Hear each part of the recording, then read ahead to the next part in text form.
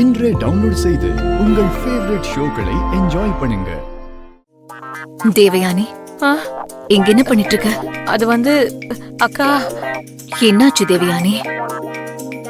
ஏன் இப்படி இருக்க? Are you okay?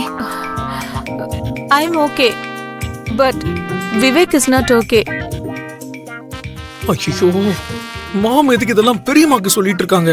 விவேக் என்னாச்சு? அவனுக்கு பிரேக்கப் ஆயிடுச்சாங்கா. என்னது? பிரேக்கப் ஆயிடுச்சா? ஆமா, அழுதுட்டு இருக்கான். என்னது? அழுதுட்டு இருக்கானா? ஆமாக்கா, இப்பதான் அவன் என்கிட்ட சொன்னான். ஐயோ, நான் ஏதோ சும்மா ஃப்ளோல சொன்ன மாம். அதுக்கு நீ எல்லாத்தையும் இப்படி உளறி கொட்டணுமா? என்ன இப்படி ஆயிடுச்சு? பெரியப்பா, பெரியப்பா, பெரியப்பா, பெரியப்பா, ஒரு நிமிஷம். பெரியப்பா, என்னாச்சுடா? ஏன் இப்படி கத்தி ஊரை கூட்டுற? பெரியப்பா, மித்ரான லட்சுமி அண்ணிய ஹக் பண்ணிக்கிட்டான். அப்படியா? ஆமாம் பெரியப்பா. டைட் ஹக், அன்பா, ரொமான்டிக்கா,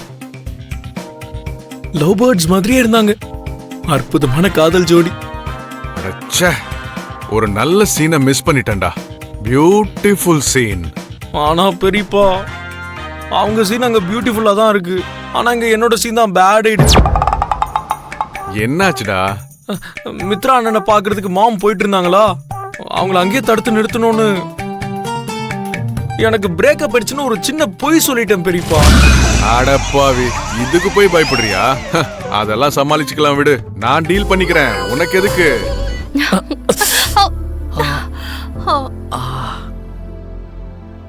என்னங்க, இன்னொரு வாட்டி திரும்ப வந்து என்ன இடிங்க. மறுபடியும் அடிக்கணுமா? எதுக்கு? ஒரு வாட்டி இடிச்சுட்டு அப்படியே விட்டுட்டா கொம்பு முளைச்சிரும். யாருக்கு? 2 பேருக்கும் தான். இப்ப எதுக்கு சிரிக்கிறீங்க? நீ இந்த மாதிரி விஷயம்லாம் நம்புவியா? இதெல்லாம் உண்மைதாங்க. 2வது வாட்டி வந்து இடிக்கலனா கொம்பு முளைச்சிரும். உங்களை கொம்போட பார்க்க நல்லாவே இருக்க மாட்டீங்க. வாங்க வந்து இடிங்க. சரி, ஓகே. என்ன புடி பார்க்கலாம்.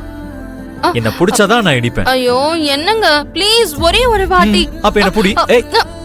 அட என்னங்க, அங்க பாரு. நில்லுங்க. மித்ரா நில்லுங்க. சரி இரு. விவேக் எங்க? இந்த பக்கம் தான் போனான். இந்த டைம்ல நாம அவனை ரொம்ப ஜாக்கிரதையா பாத்துக்கணும். வா போலாம். விவேக், எனக்கு தெரியும் நீ உன் பெரியப்பா கிட்டதான் வந்திருப்பேன்னு. என்னடா அது? ஏன் உனக்கு பிரேக்கப் ஆச்சு? யாரு அந்த பொண்ணு? எங்க இருக்காவ?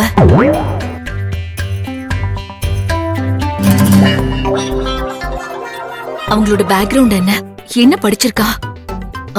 நம்ம சிட்டில தான் இருக்காளா இல்ல பக்கத்துல ஏதாவது ஊர்ல இருக்காளா? உனக்கு அந்த பொண்ணுக்கும் எப்படி பழக்கம்?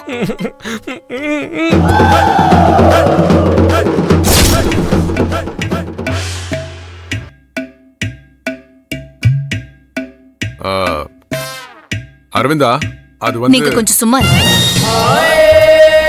உங்களுக்கு என்ன தெரியும்? விவேக், நீ சொல்லுப்பா. அவளோட பேரண்ட்ஸ் எங்க இருக்காங்கன்னு சொன்னா நாங்க போய் பேசுறோம். சொல்லுடா. அது பெரியம்மா. பெரியம்மா, ஒழுங்கா விஷயத்த சொல்லாம ஏன்டா இப்படி இழுக்கிற? இப்போ இழுக்கலன்னா சொல்றது ரொம்ப கஷ்டமாம். கஷ்டம். இது வரைக்கும் மித்ரா கிட்ட இருந்து ஒரு காலும் வரல, மெசேஜும் வரல.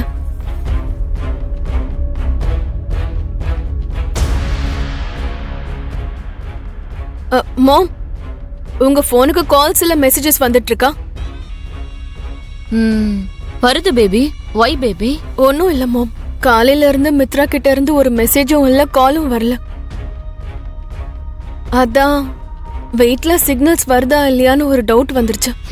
உனக்கு டவுட் வர வேண்டியது வீட்ல சிக்னல் இருக்கா இல்லையாங்கிறத பத்தி இல்ல, மித்ராவோட மனசுல உன் மேல காதல் இருக்கா இல்லையாங்கிறத பத்தி தான்.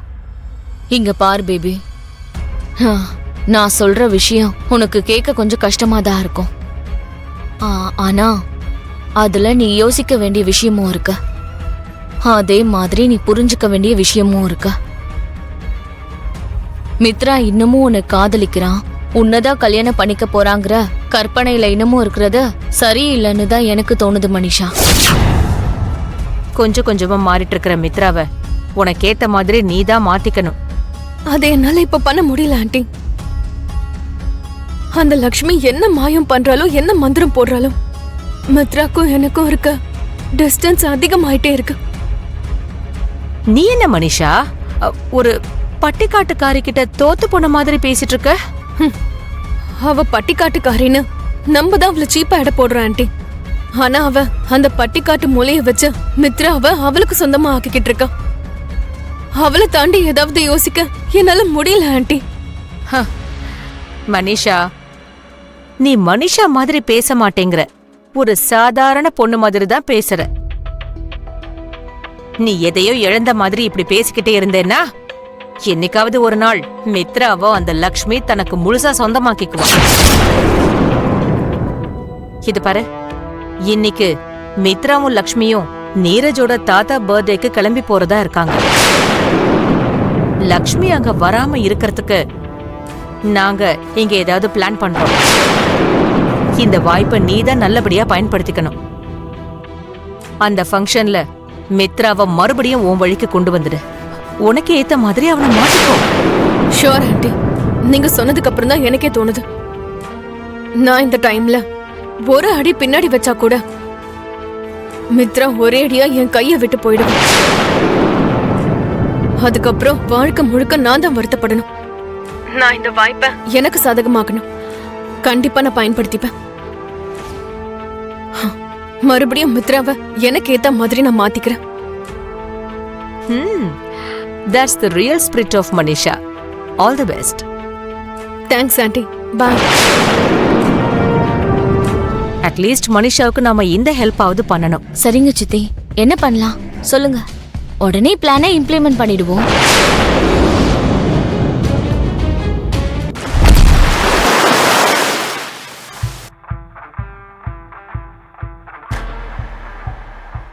என்ன பண்ணலாம் சித்தி? ஹன்சிகா, விவேக் வீட்ல இல்ல, சஞ்சனாவும் கிளாஸ்க்கு போயிருக்கா. இப்ப நீயும் வீட்ல இல்லாம போயிட்டா ஒரு அற்புதமான பிளான போடுவேன். என்ன பிளான் சித்தி அது?